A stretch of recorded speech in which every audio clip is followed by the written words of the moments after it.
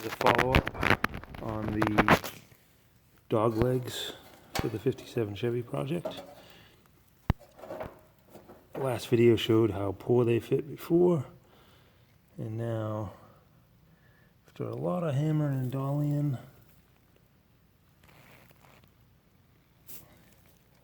got them lining up pretty good.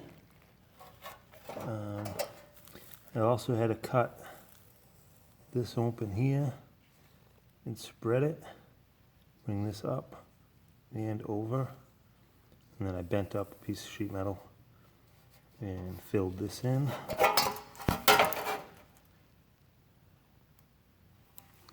So, how much was added? It's all ground.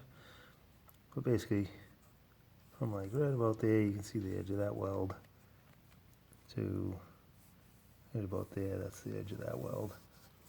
Bent up a little piece, wedge-shaped piece, welded that in, and now everything's fitting pretty well. A lot of hammering and dollying and rebending and everything, but got it looking pretty good. Driver's side one.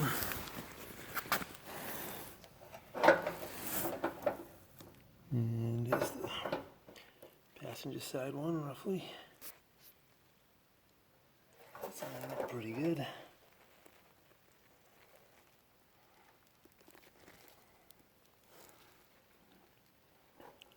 Pretty well flattened out. Took that crown out of it. Made that pronounced bend there where they had a real weak bend back here further, about 3/8, half an inch out of line. And the same with this one, cut it right back from this corner all the way up, and then spread this over and up and bent up a little 90, like a piece of pie, little guy that went in there. That all fit in, welded, ground. So that's the back side of that one. But like I said, overall, from if you saw the last video, these things dropping right on here pretty nice now. It'd be nice if this is what I got when I paid for the part that's supposed to fit the car. But sometimes you gotta work for it.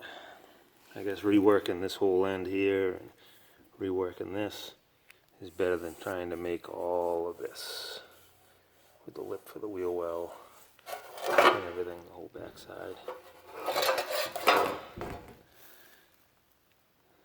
We'll work with it.